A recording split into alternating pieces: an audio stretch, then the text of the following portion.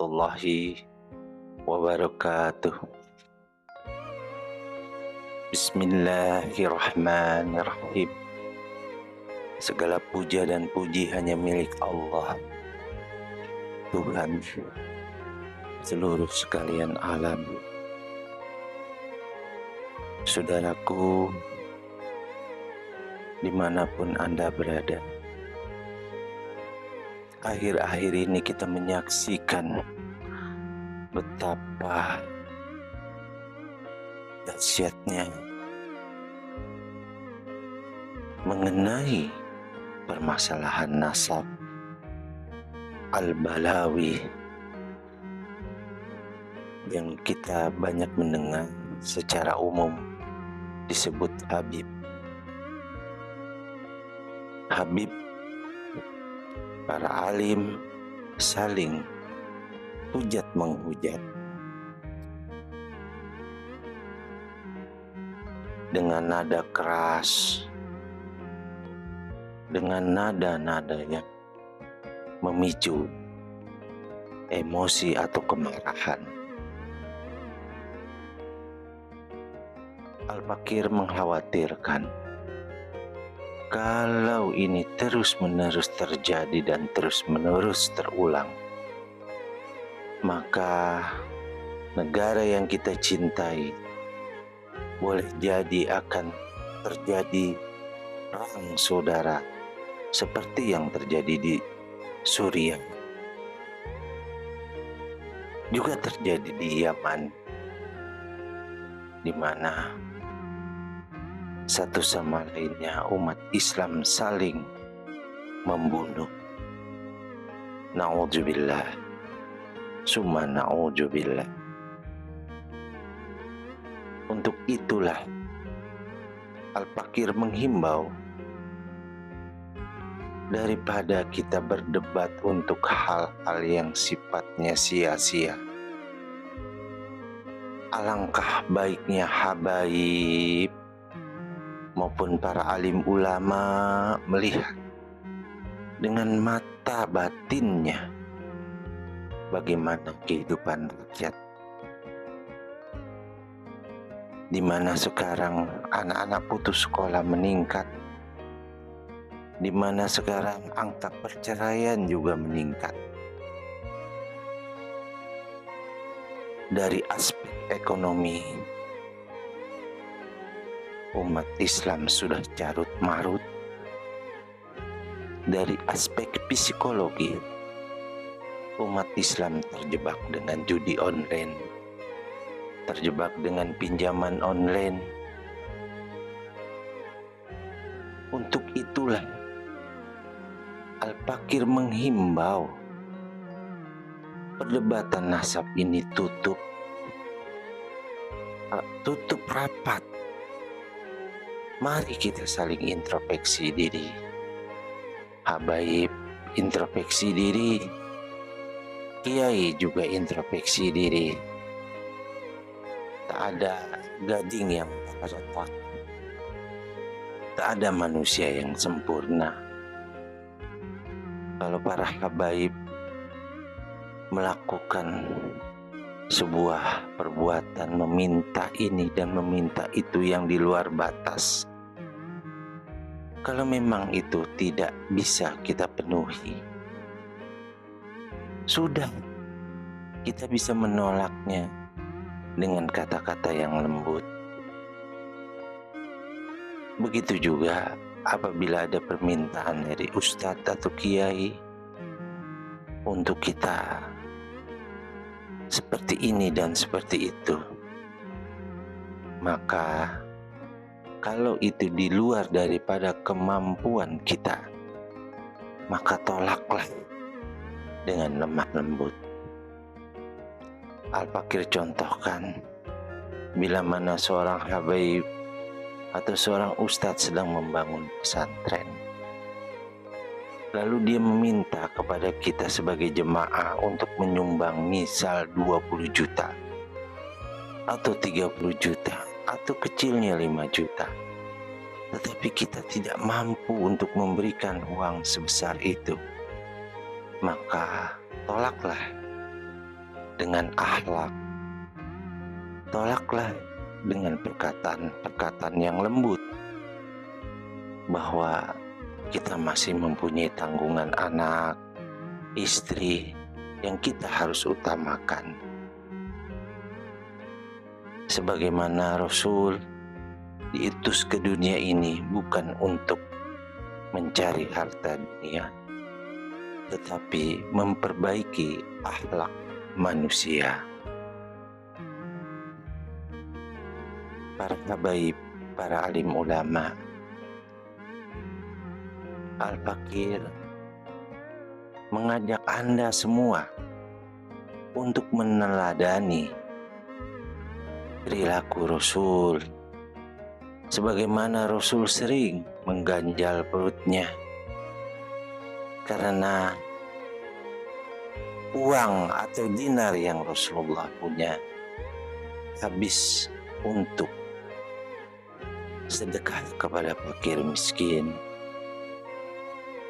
Kalaulah kita tidak mampu melakukan itu, mari kita mempunyai kemampuan untuk merangkul para pemuda dan pemudi yang mempunyai ilmu pengetahuan pertanian, yang mempunyai ilmu pengetahuan peternakan, yang mempunyai ilmu pengetahuan perdagangan. Banyak lulusan-lulusan IPB, ITB, dan lulusan-lulusan universitas terkemuka lainnya. Mari kita rangkul mereka. Mereka bergerak dengan program-program mensejahterakan rakyat. Kalau sembako murah, lapangan pekerjaan pun akan muncul. Karena apa?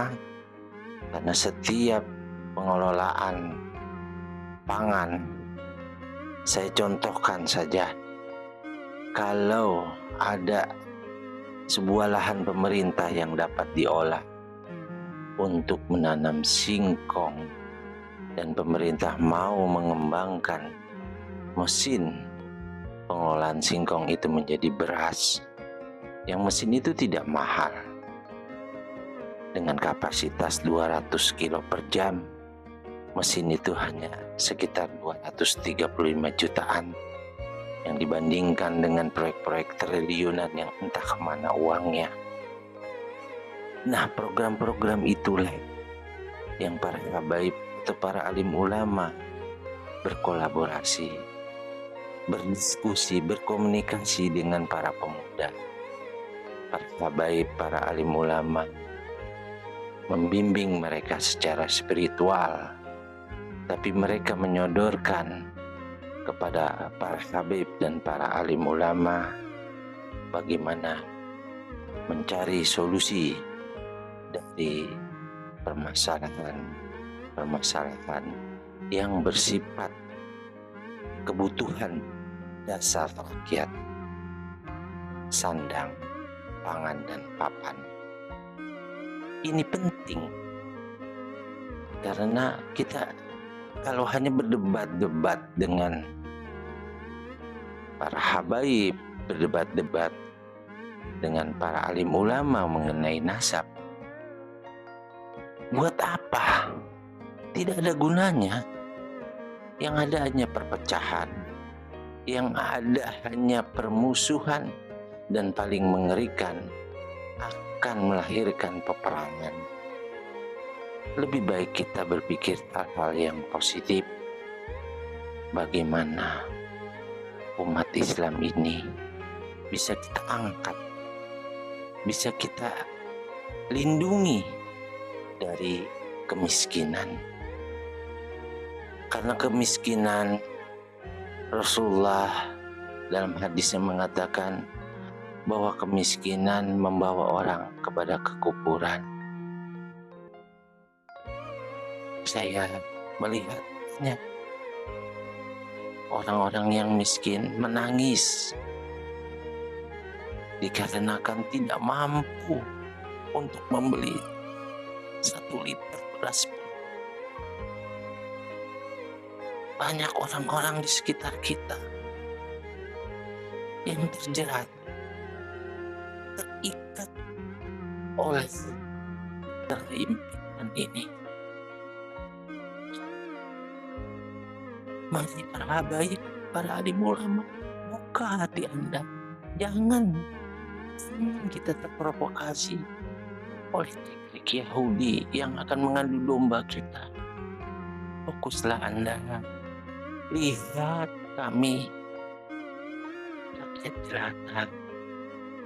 Nasihatilah para pemimpin negara ini dengan nasihat-nasihat yang lembut, dengan nasihat-nasihat yang penuh hikmah. Doakan mereka agar Allah bimbing hati nuraninya. Ya Allah, saya sering menemukan anak-anak kecil yang memegang perutnya di tengah jalan. Mereka ngamen hanya untuk membantu orang tuanya membeli makanan, membeli beras. Bayangkan, seharusnya mereka sekolah, tapi karena kehidupan yang semakin sulit ini, semakin menjempit mereka, maka mereka terpaksa untuk mencari dan membantu keuangan para orang tuanya. Kapal Kir hanya ingin menghimbau, ayo sudah tutup perdebatan-perdebatan ini. Kesalahan para habaib kita maafkan, kesalahan para alim ulama kita maafkan. Kedua belah pihak harus saling memaafkan dan harus saling membuka diri, berkomunikasi dengan landasan kasih sayang, sebagaimana Allah berfirman bahwa Nabi sangat berkasih sayang dengan sesama orang beriman, namun Rasulullah sangat keras dengan orang-orang kafir. Untuk itulah sekali lagi, yuk tinggalkan perdebatan, yuk kita bangun program-program yang bagus untuk rakyat, para habaib, para kiai. Ini rakyat sudah menderita, ya Allah. Banyak sekali rakyat yang menderita kelaparan. Ini bukannya cerita, kenyataan yang ada. Di NTT ada seorang ayah yang merobek perutnya akibat tidak mampu membeli beras. Dan itu perkataan Rocky Gerung. Memang benar keadaannya seperti itu. Untuk itulah, mari mereka yang menampilkan kekayaan, mereka yang menampilkan kemewahan, apakah itu yang diajarkan oleh Rasulullah? Apakah itu yang diajarkan oleh para sahabat? Sahabat bukan tidak kaya. Abdurrahman bin Auf, Utsman bin Affan, mereka orang-orang kaya. Tapi mereka, kekayaan itu ada di tangan, bukan di hati. Untuk itulah, para muhibin, para jemaah, mari jangan Anda terprovokasi. Kita satukan misi dan visi kita, bahwa Islam adalah agama kedamaian.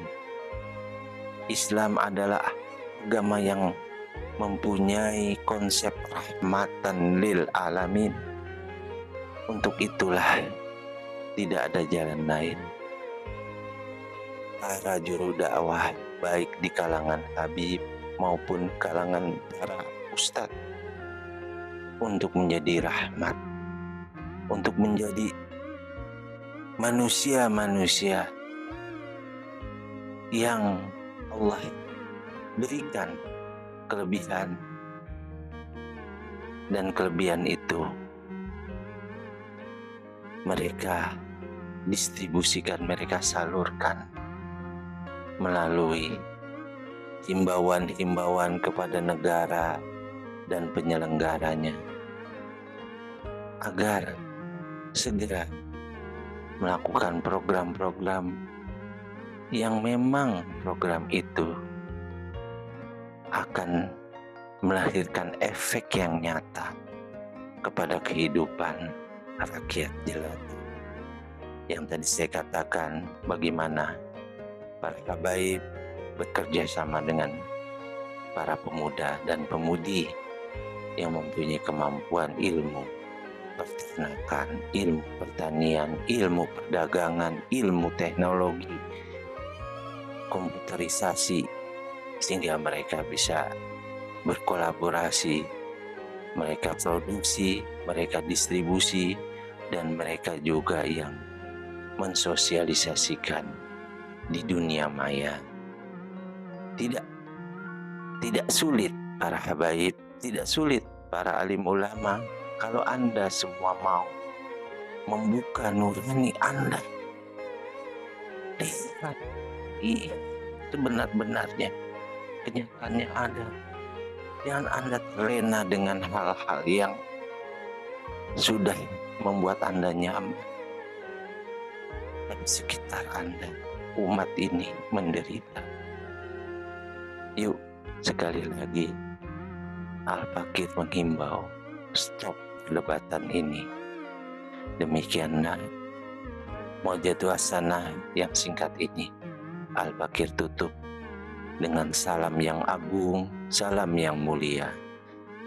Assalamualaikum warahmatullahi wabarakatuh.